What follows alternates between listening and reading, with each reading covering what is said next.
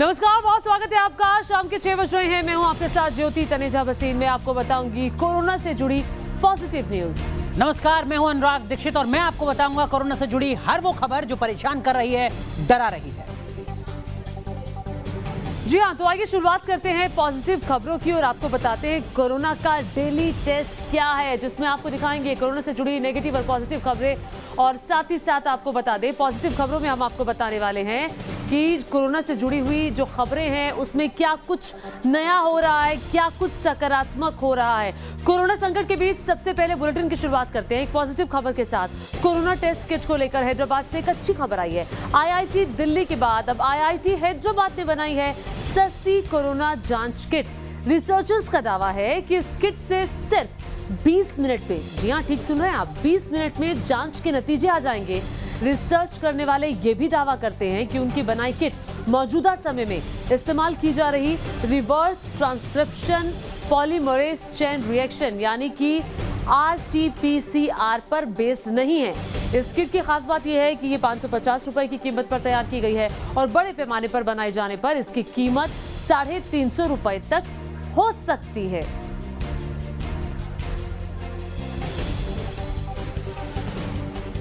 जी हाँ, तो आपको बताते हैं कि आखिर इस किट की खासियत क्या है, क्या कुछ इस किट में है। देखिए, हैदराबाद के बड़े अस्पताल में क्लिनिकल ट्रायल इस किट का हुआ है और इसमें क्या निकला है। शोधकर्ताओं ने पेटेंट के लिए किया है अब आवेदन। चूंकि अब बना लिया है, पेटेंट के लिए आवेदन किया गया है।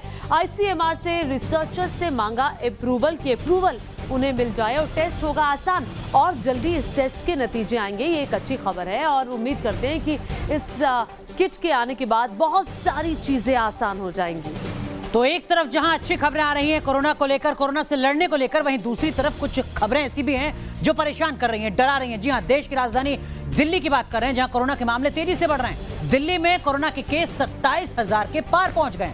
वहीं सबसे ज्यादा परेशान करने वाली बात यह कि दिल्ली के मुख्यमंत्री अरविंद केजरीवाल की तबियत भी खराब हो गई और अब उन्होंने खुद को आइसोलेट कर लिया है। बताया जा रहा है कि कल सुबह केजरीवाल का कोरोना टेस्ट हो सकता है, लेकिन इन सब के बीच जो तमाम कार्यक्रम थे जिसमें अरविंद केजरीवाल को शिरकत करनी थी, वो तमाम कार्यक्रम अब स्थगित कर दिए गए हैं। तो बड़ी खबर देश की राजधानी दिल्ली से, जहां लगातार मामले सामने आ रहे हैं और अब दिल्ली के मुख्यमंत्री भी स्वस्थ नहीं हैं, जिसके चलते हम होम आइसोलेशन में गए हैं अरविंद केजरीवाल। मुख्यमंत्री जी को कल से थोड़ा बुखार की और गले में प्रॉब्लम है थोड़ी सी, तो कल दोपहर से उन्होंने अपने आप को आइसोलेट कर रखा है और कल दोपहर के बाद से जितनी भी मीटिंग्स थी वो सब कैंसिल कर दी गई थी। किसी से मिले नहीं हैं वो। उनका डॉक्टर्स ने एडवाइस किया है कि कल उनका फिर हम कोरोना का टेस्ट कराएंगे और उसके बाद ही इस पे कुछ कह पाएंगे कि क्या प्रॉब्लम है। पर हम सब ईश्वर से प्रार्थना कर रहे हैं कि वो सकुशल रहें और जल्दी से स्वस्थ होकर वापस उसी तरह काम पे लौटें जैसे वो दिल्ली के लिए करते रहे हैं।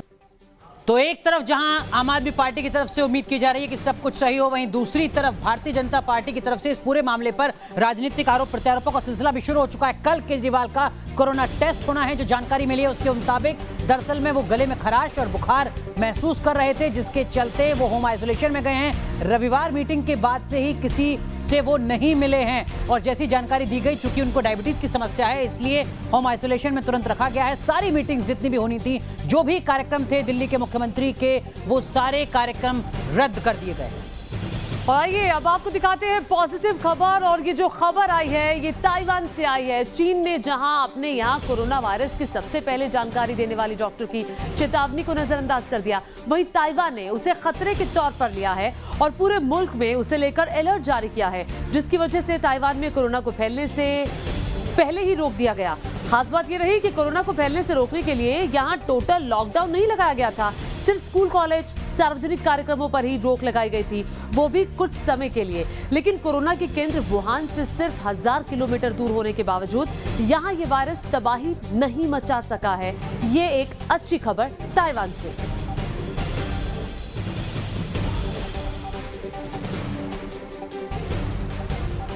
तो चलिए, एक तरफ जहां आप पॉजिटिव खबर देख रहे हैं, वहीं दूसरी तरफ कोरोना से जुड़ी एक नेगेटिव खबर हम आपको बताते हैं। भारत में कोरोना वायरस लगातार अपने पैर पसारते जा रहा है।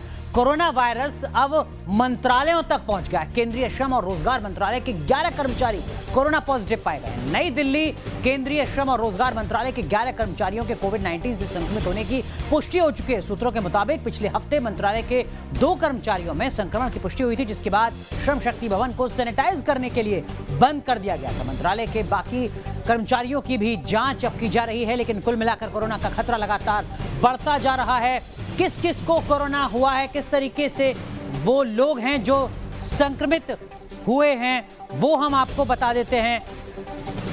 ये हम आपको बता दें कि किस तरीके से केंद्र सरकार के जो अलग अलग मंत्रालय हैं वहां पर जो कोरोना का खतरा है वो लगातार बढ़ता जा रहा है, और कौन कौन से वो दरअसल में कर्मचारी हैं जो कोरोना की चपेट में आ रहे हैं। तो दरअसल में स्थिति आपको समझाने की कोशिश करते हैं। केंद्र सरकार के जो मंत्रालय हैं वहां पर देखिए, जॉइंट सेक्रेटरी कोरोना से पॉजिटिव बताए जा रहे हैं, रिपोर्ट पॉजिटिव आई है। एक स्टेनो है जॉइंट सेक्रेटरी के ही संभवतः जिनकी रिपोर्ट पॉजिटिव आई है कोरोना की। जो प्रधान निजी सचिव हैं उनकी रिपोर्ट भी यहां पर कोरोना पॉजिटिव आई है। इसके साथ साथ निजी सचिव की रिपोर्ट भी पॉजिटिव आई है, यानी कि जो खतरा है, जो खतरे का दायरा है वो लगातार बढ़ रहा है। जो अटेंडेंट हैं उनकी रिपोर्ट भी कोरोना की पॉजिटिव आई है।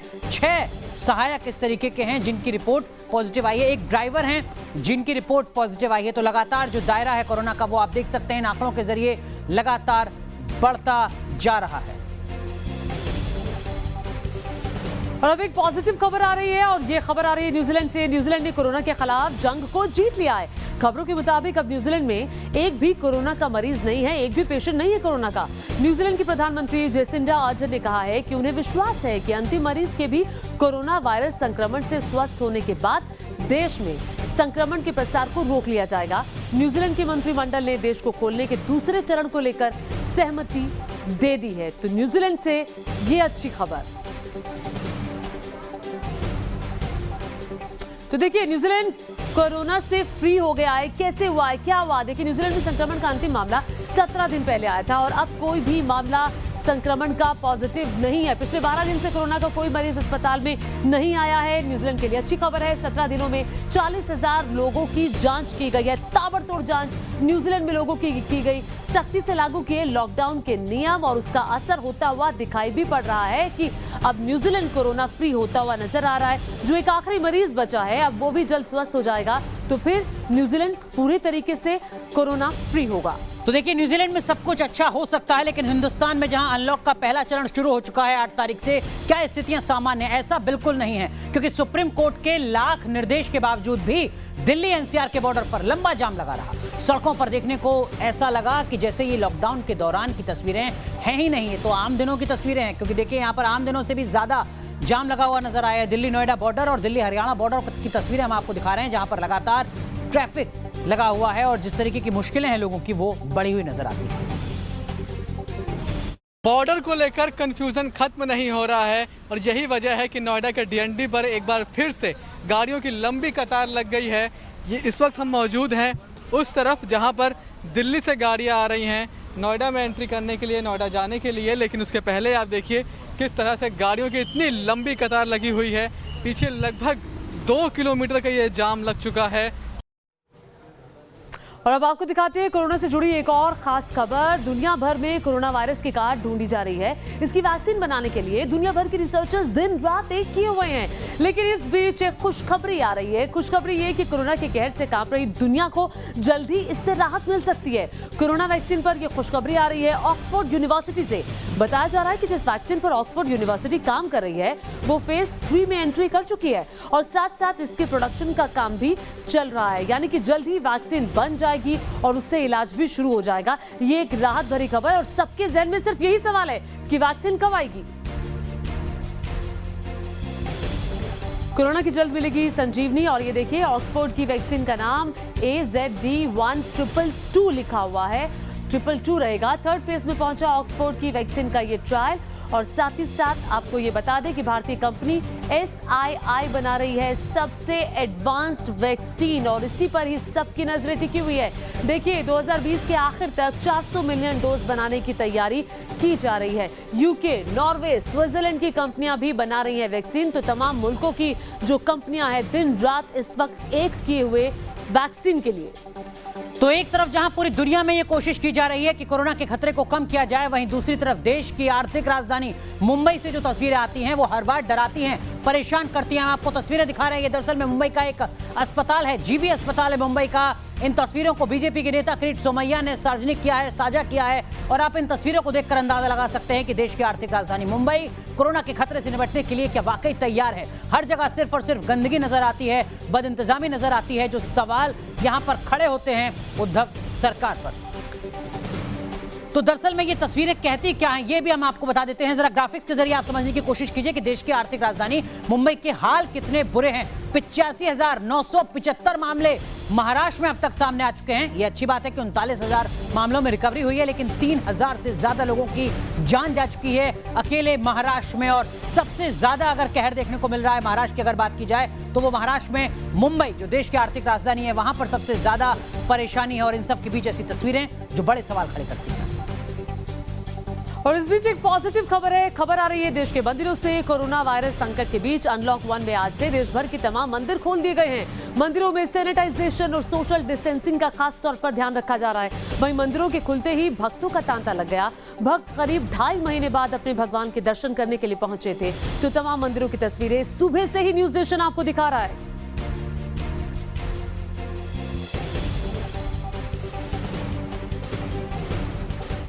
देश भर के धार्मिक स्थल आज खुल चुके हैं। कोरोना के चलते करीब 2.5 महीने से ये धार्मिक स्थान जो थे वो बंद थे। लोग धीरे धीरे दर्शन करने के लिए पहुंच रहे हैं और ये भगवान से प्रार्थना कर रहे हैं कि जल्द से जल्द जो है वो कोरोना की महामारी से देश को बचाए। इस वक्त हम अहमदाबाद के इस्कॉन मंदिर में हैं। भगवान को श्रृंगार किया गया है और भक्तों के दर्शन के लिए खोल दिया गया है।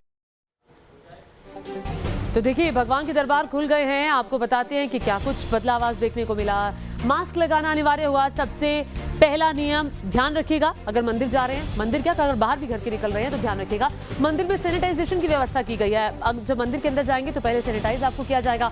भक्तों के बीच में 6 फीट की दूरी जरूरी है, इसका ध्यान रखना है सबको। मोबाइल में आरोग्य सेतु ऐप नहीं होगी तो मंदिर नहीं जा पाएंगे, तो इस सेतु ऐप का होना बहुत जरूरी है। जूते चप्पल गाड़ी में ही उतारने होंगे, इस बात का ख्याल रखिएगा। गाड़ी लेकर जाइएगा वरना मंदिर से दूर आपको जूते चप्पल उतारने होंगे।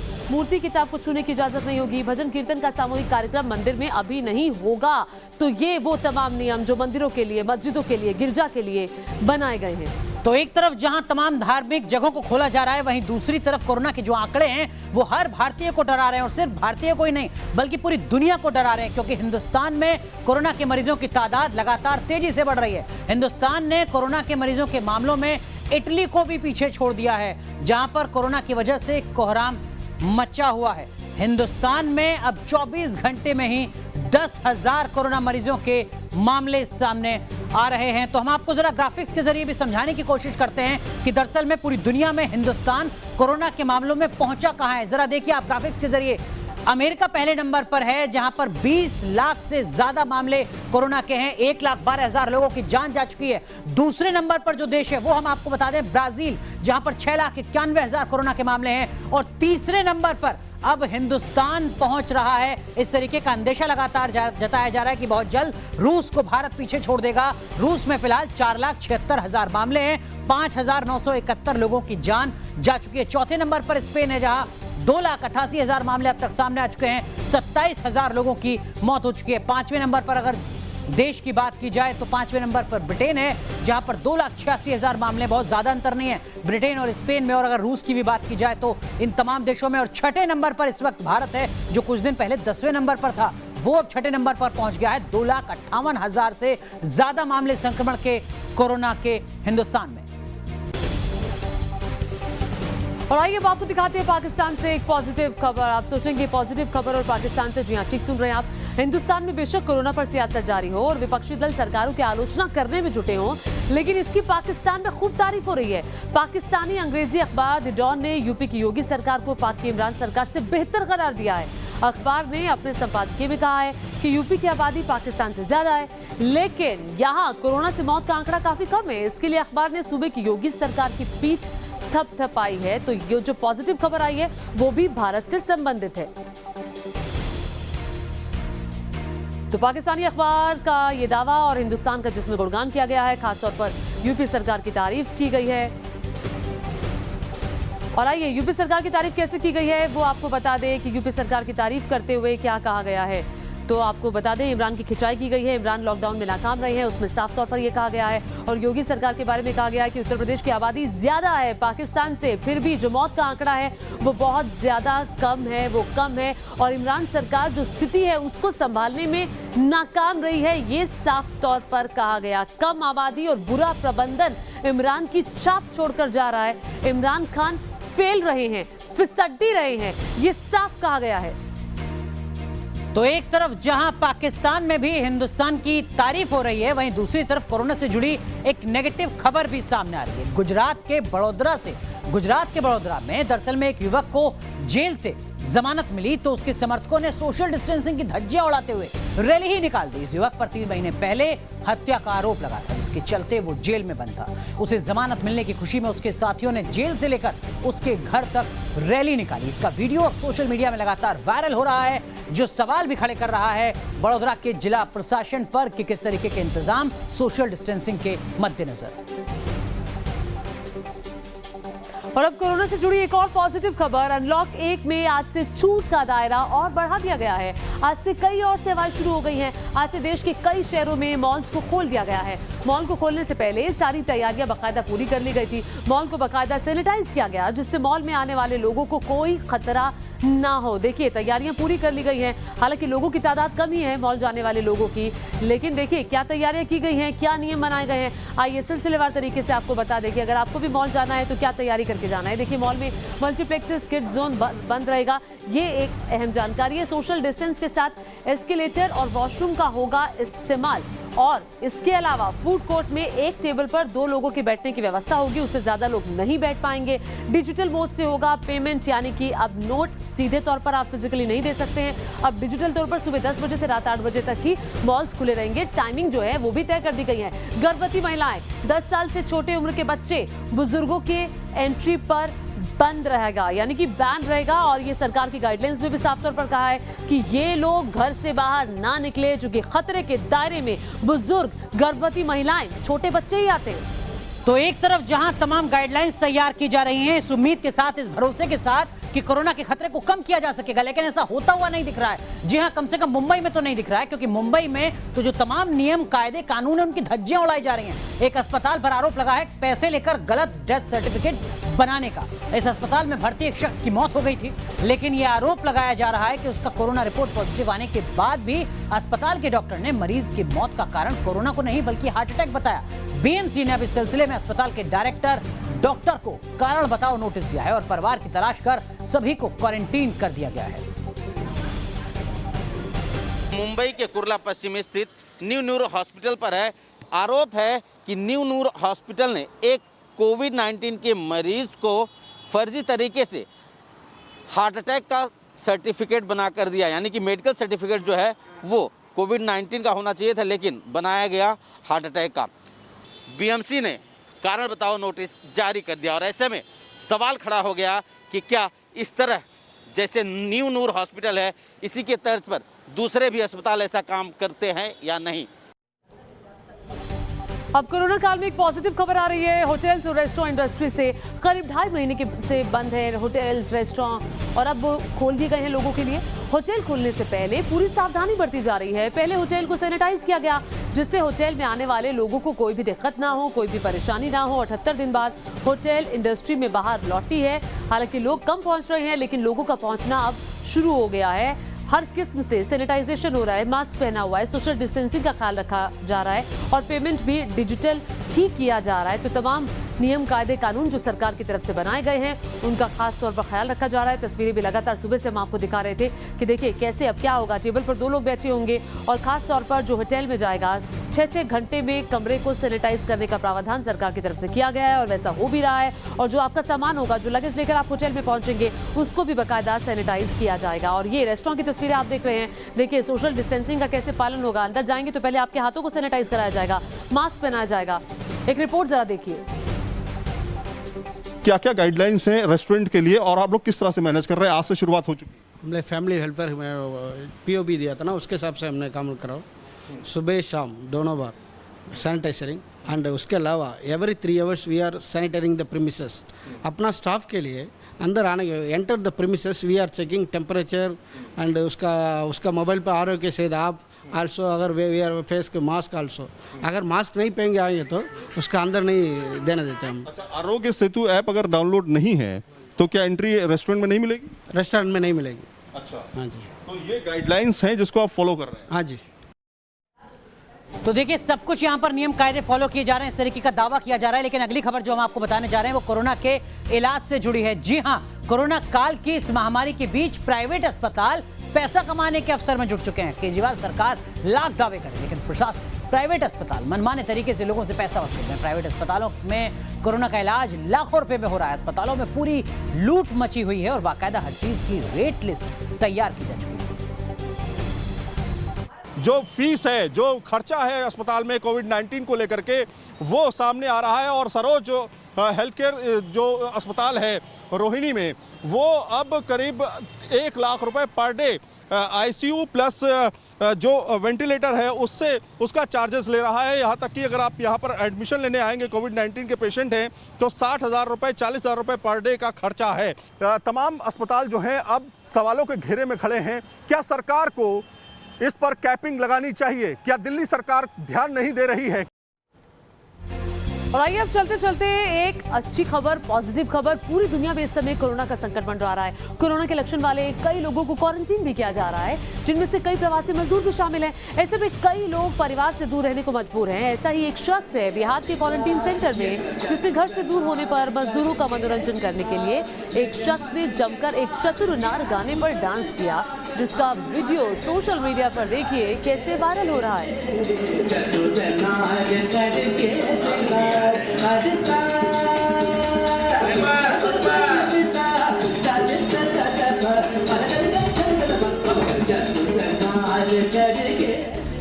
तो ये थी आज की पॉजिटिव और नेगेटिव न्यूज मेरी और अनुराग के साथ। यहाँ रुक रहे हैं कुछ देर के लिए, लेकिन आप बने रहिए न्यूज नेशन के साथ, क्योंकि खबरों का सिलसिला यहाँ कभी नहीं थकता।